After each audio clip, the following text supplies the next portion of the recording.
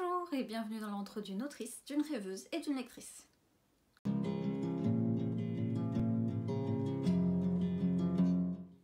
Je vous retrouve aujourd'hui pour une vidéo un peu différente dans laquelle je vais un peu travailler avec mes 10 doigts.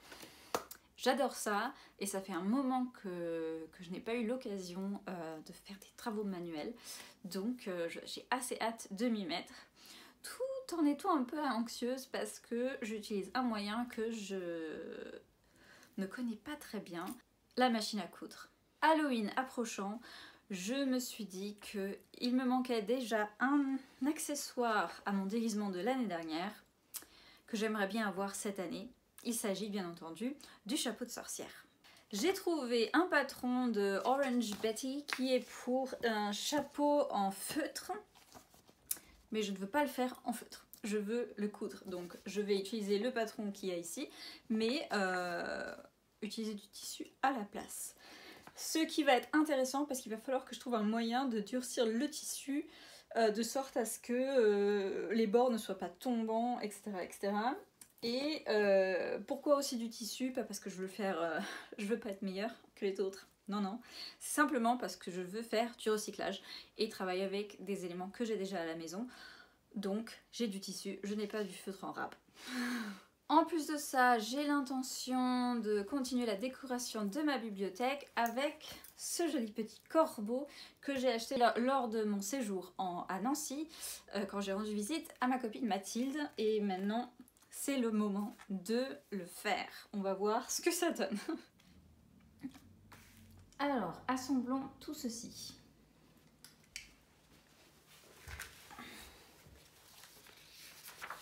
Alors, nous avons ici l'ordre dans lequel il faut assembler les feuilles. En revanche, comme il n'y a pas de numéro 1, je suppose que la couverture est la feuille numéro 1. Et on colle ça comme ceci.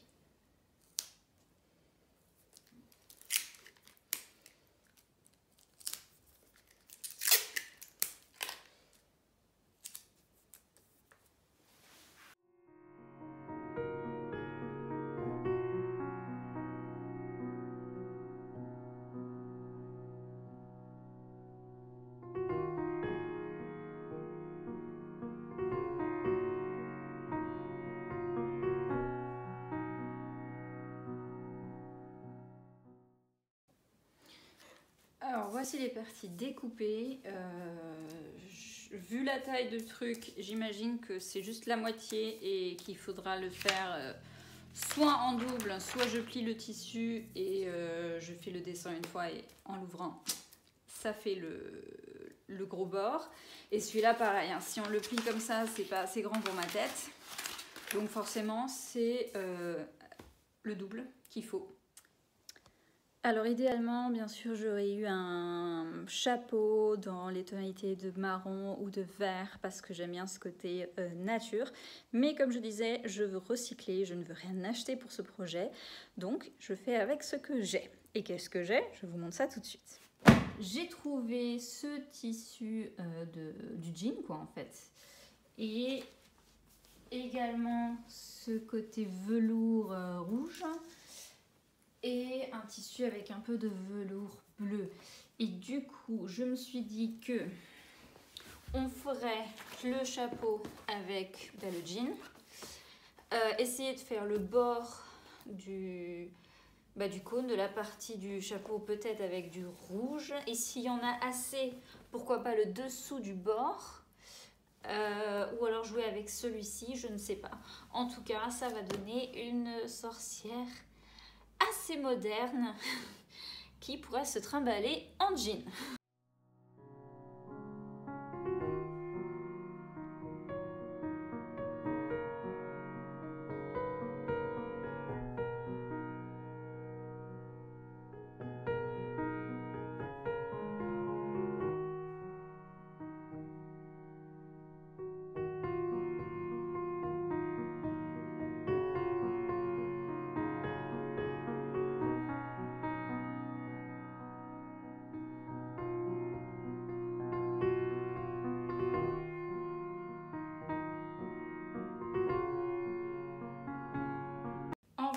voyez à la luminosité, le soleil se couche et j'arrive à une période de ma journée où franchement réfléchir n'est pas mon fort. Surtout sur des trucs que je n'ai jamais fait auparavant. Donc je vais arrêter la couture pour aujourd'hui.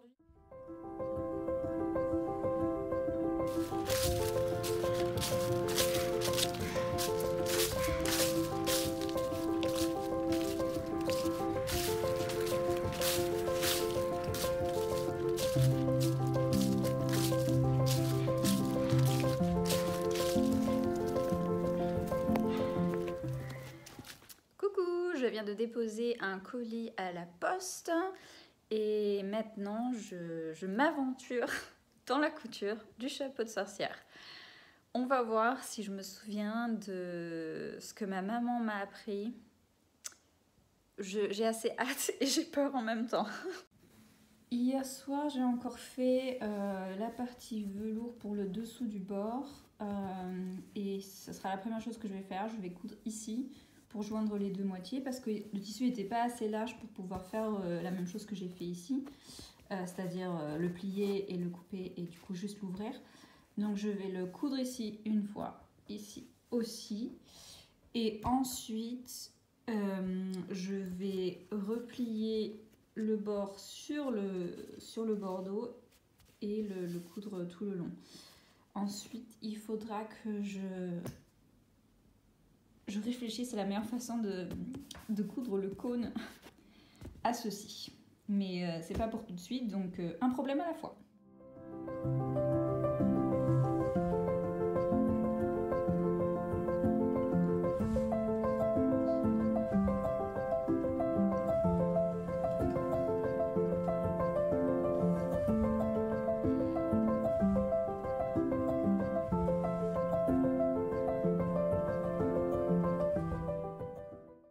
Bon, c'est pas très droit, hein, mais je débute. Voilà, donc ça nous fait ici le beau cercle pour le dessous du bord. Donc en soi, on fait ça comme ça.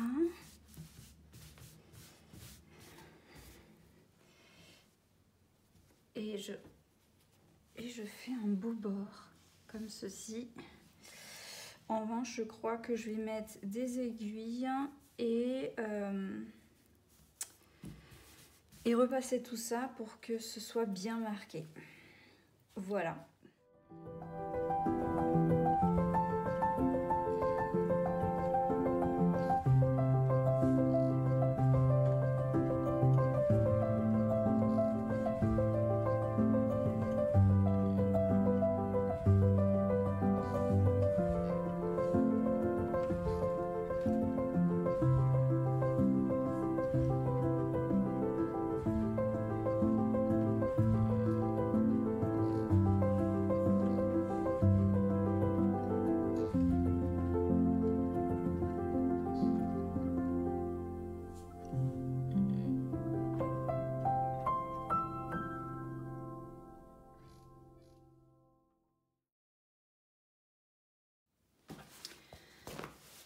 Ce n'est pas droit et c'est loin d'être parfait, mais je pense que pour le moment, compte tenu de mes connaissances, je ne pouvais pas faire beaucoup mieux.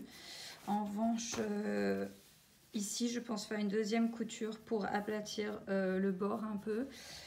Et on verra pour le cône ensuite. Voilà, c'est fait et ça a meilleure mine avec cette double couture. Maintenant... Regardez, le cercle, il faudra l'augmenter. Je pense le faire avec des coutures comme ça pour les replier sur le cône. Mais le cône, d'abord, il faudra le coudre aussi de toute la longueur. Alors, on va commencer par ça.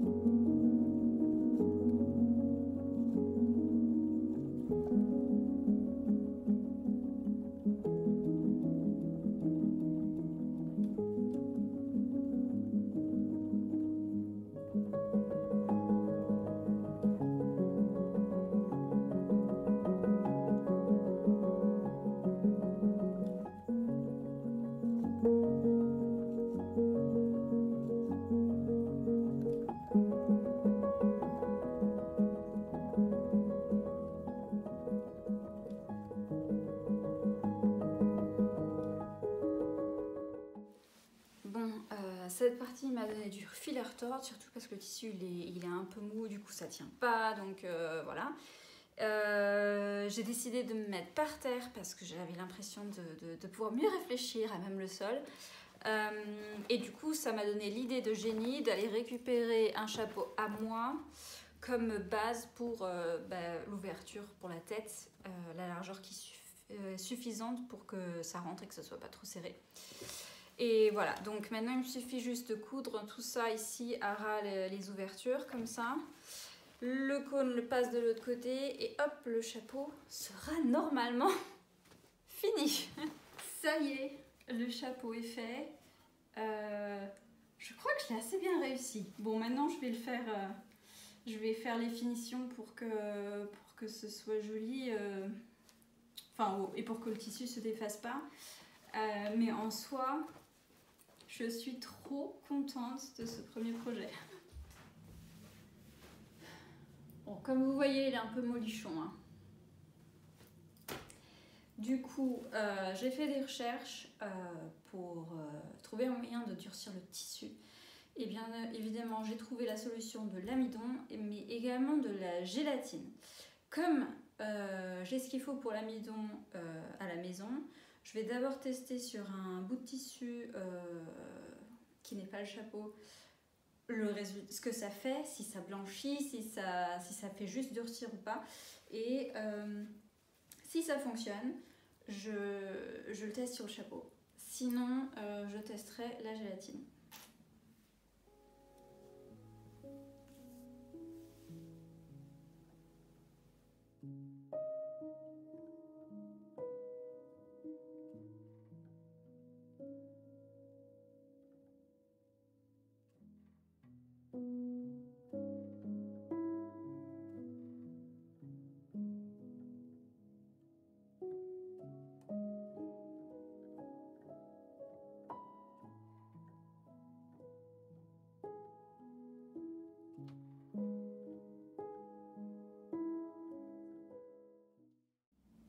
Alors j'ai fini le test et je crois que ça rend bien. Alors ici c'est la moitié qui n'a rien.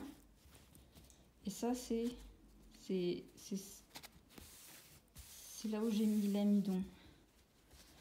Certes ça enlève un peu la couleur à cause du blanc de l'amidon. Mais d'un autre côté ça lui donne peut-être un aspect usé. Genre... je n'en suis pas à mon premier chapeau de sorcière, quoi. Qui, si l'ensemble est recouvert, peut donner bien. Donc, ce que je vais faire, c'est que je vais faire un grand bain d'amidon, tremper le chapeau et le laisser sécher pendant la nuit pour après le repasser. Parce que là, je l'ai repassé parce que sinon, ça faisait un truc comme ça. Il se flétrit, pardon. Je ne sais plus parler. Voilà. Et on va voir ce que ça donne.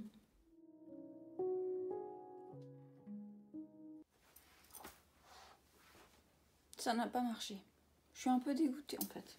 Après tout le travail et tout le mal que je me suis donné. Mais il y a d'autres solutions. Je vais en trouver une. Mais ça ne sera pas pour cette vidéo. La solution que j'aurais trouvée, vous la verrez à un autre moment.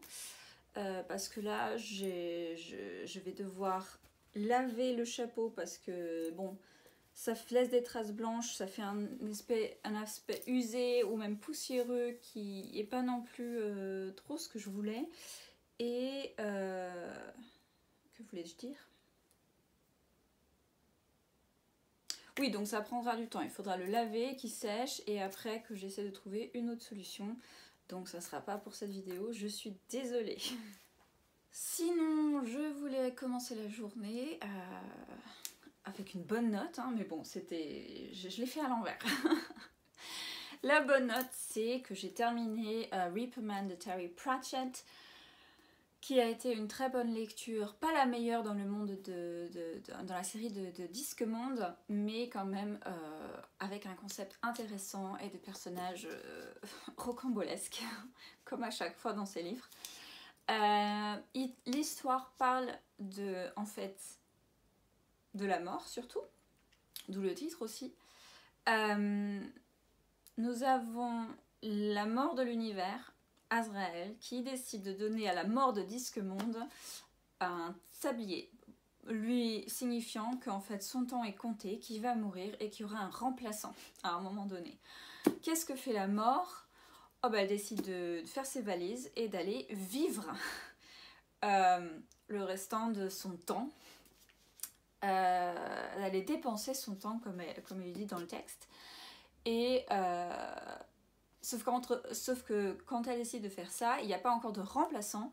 Et du coup, il se passe des choses un peu étranges, parmi lesquelles le deuxième personnage principal de ce texte, Wendell Poons, un sorcier centenaire qui décède au début du livre. Comme les morts n'est pas là pour l'accueillir et pour lui dire oui, c'est par là, il revient dans son corps et devient une sorte de zombie, même si, bon, loin de ressembler aux zombies qu'on voit dans les films, il ressemble exactement à ce qu'il aurait été, sauf que en plus vif et plus revigoré. Alors lui, centenaire, il se souvenait de pas grand chose, il était dur de la feuille, tout ça. Il revient comme s'il était en pleine jeunesse, même s'il garde son corps de centenaire. Et il essaye de découvrir pourquoi on ne l'a pas laissé mourir en paix et quelle est la raison des choses étranges qui arrivent dans la ville de Ankh-Morpork. Et comme toujours chez Terry Pratchett, c'est divertissant, mais en même temps avec cette petite touche de philosophie sur le questionnement de la vie et la mort que je trouve toujours très intéressante et toujours écrite de manière amusante mais touchante à la fois. Si vous ne connaissez pas encore le Disque-Monde, je vous conseille vivement de vous y mettre. Et je n'ai pas attendu pour ouvrir ma prochaine lecture. Il s'agit de Prospérine, point et la phrase sans fin de Lourdes Argelos. Et je n'ai lu que le premier chapitre avant d'aller me coucher et franchement, ça a l'air très drôle. J'adore le concept d'un monde derrière, un monde parmi les manuscrits d'auteurs. J'arrive pas à l'expliquer autrement, mais je trouve l'idée très, très originale, très rafraîchissante, ce qui fait que je pense que cette lecture sera très rapide. Et sans plus tarder, commençons ce petit corbeau. Alors, ils disent derrière que j'ai besoin de la colle blanche. Bon, j'ai que du tube de colle, je sais pas si j'ai la colle blanche, on verra. Et de cure-dent. C'est peut-être pour pousser les angles, je ne sais pas. Ensuite, il y a ici du papier, comme vous voyez, dedans, je vais l'ouvrir. Hein. Je me demande, est-ce qu'ils sont facilement détachables ou est-ce qu'ils ont oublié de mettre qu'on a besoin de ciseaux? Je ne sais pas, je vais découvrir ça tout de suite. Ah, c'est cool! Ils mettent même une feuille explicative sur le corbeau et même où est-ce qu'il vit, tout ça dans le monde. Enfin, je trouve ça super intéressant. Et l'image, elle est trop belle. Je pense que je vais la mettre sur le mur de mon bureau. Ensuite, nous avons les instructions. Oh, c'est mignon. Que les trucs à découper ou à faire sceller avec une patte d'oiseau.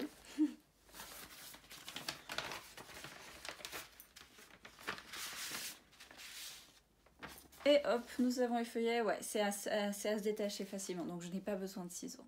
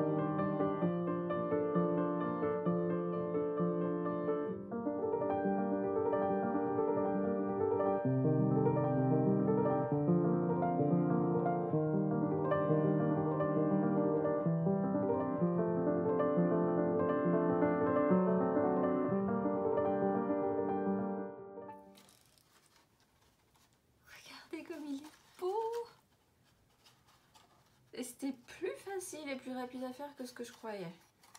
Franchement, ah je suis trop contente. Alors la colle blanche, il faut absolument parce que, bon là elle est blanche encore, mais quand elle sèche elle devient transparente. Et forcément avec de la colle forte, si vous le mettez bah, et c'est mal positionné, ça sèche trop vite et c'est raté. Donc franchement la colle blanche c'est vraiment ce qu'il faut.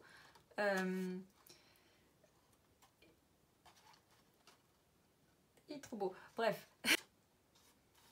Alors en le faisant, j'étais vachement zen. Alors franchement, je sais pas, c'est peut-être quelque chose qui vous énerverait énormément, mais moi ça m'a zénifié de faire ce pliage et de le coller, de construire ce corbeau, ça m'a fait énormément de bien et je suis très contente de l'ajouter à ma décoration de bibliothèque. Je vais le mettre direct là. Oh, il est trop beau. J'espère que ce nouveau format vous a plu. J'avoue que je me disais que seulement parler de livres à un moment donné, peut-être qu'il y en avait certains que ça ennuyait et que peut-être un peu de punch et d'autres choses au milieu serait intéressant. Faites-le moi savoir en commentaire si je devrais poursuivre ce genre de format. Alors si je le fais, ce ne sera pas toutes les semaines, hein, je vous dis tout de suite, je ne vais pas me mettre à coudre et à bricoler toutes les semaines. Surtout que j'ai d'autres choses à faire. Mais j'aimerais bien continuer si ça vous plaît. Et si ça vous plaît, pourquoi pas me proposer différents projets de bricolage pour que moi je puisse piocher dedans pour la prochaine vidéo bricolage de cette chaîne. Donnez-moi un petit pouce si vous avez aimé la vidéo. N'hésitez pas, comme je disais, à commenter parce que ça aide toujours énormément. Si vous ne vous êtes pas abonné, bah réfléchissez-y quand même. Moi, ça me ferait plaisir et peut-être que vous aimerez mes futures vidéos aussi. Je tenais à vous remercier d'avoir regardé la vidéo jusqu'au bout et d'être là, tout simplement. Ça me fait énormément plaisir et ça me fait toujours chaud au cœur. En plus de cela, j'ai deux personnes particulières à remercier. Ce sont mes deux abonnés à mon compte Patreon, Aurélie de Gimont et Mustapha Taleb. Merci encore d'être là et de me soutenir. Pour ceux qui seraient intéressés par mon compte Patreon qui est dédié à l'écriture, à mon travail d'autrice, je laisse le lien en barre de description. Sinon, d'ici la prochaine vidéo, je vous souhaite d'excellentes lectures, de vous préparer un Halloween comme vous l'aimez, hein, qu'il soit cosy, qu'il soit spooky, comme vous l'aimez. Faites ce que vous voulez, c'est votre vie. Alors, je n'ai plus rien à rajouter, donc ciao!